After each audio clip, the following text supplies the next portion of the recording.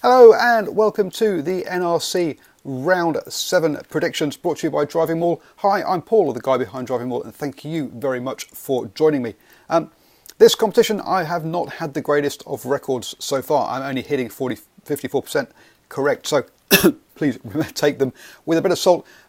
Or does that show that basically any team can win on the day? Make your own mind up on that, and maybe you can even let me know below in the comments.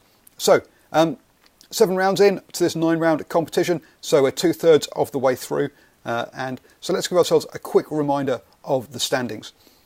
At the top we have Canberra Vikings, Queensland and Fiji, Jura, all on 21 points. Beneath them come Perth Spirit on 16, then Brisbane City on 14, Western Sydney on Sydney Rays on 11. Sorry, no, Sydney Rams on 11. Sorry, New South Wales Country on 10, Sydney Rays on 8, and finally Melbourne Rising in last place on 6. The only difference between the Rays and Rising is actually bonus points. They both only picked up 1 win so far. So that's how they stand at the moment. Clearly, those top 3 teams, you've got to say, have got to be be favourites to make the finals.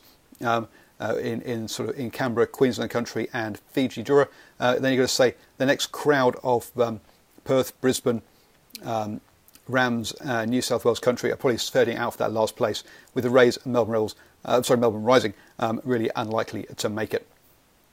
So let's get into the games now then. So Sydney Rams are hosting Queensland Country.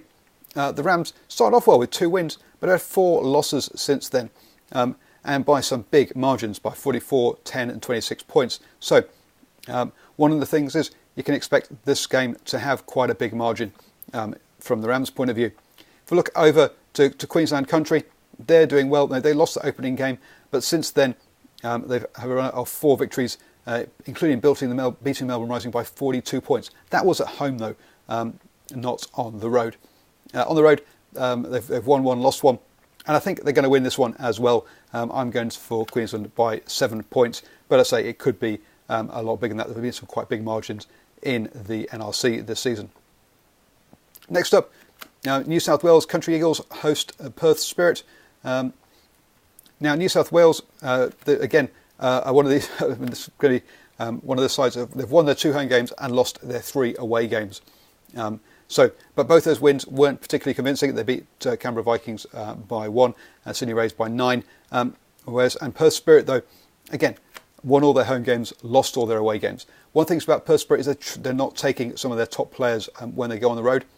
So whilst they win at home by, so the wins have been like 12 points, 44 points, 36 points. When they've gone away, they've gone and lost.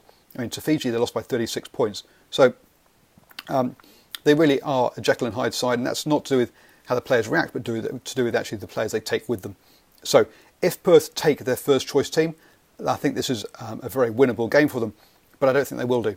So I'm going to back the New South Wales Country by 3. I've gone for a small margin because, as I say, if Perth do turn up with their full team, it could quite easily go the other way, and by quite a big margin as well.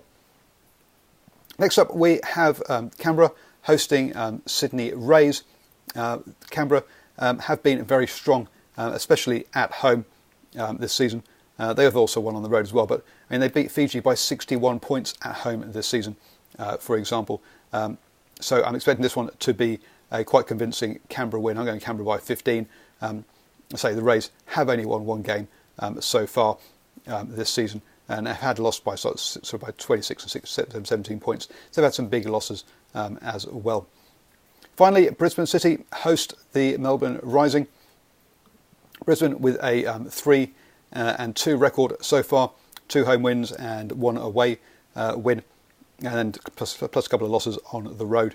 I say a lot of teams are resting players when they go on the road.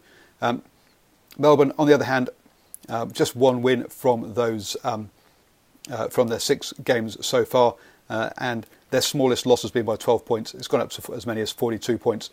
So this is a Brisbane win all the way, and I'm expecting them to win. And I've gone by 15, but I say it could quite easily blow out to much more than that. There have been some pretty big margins in this competition.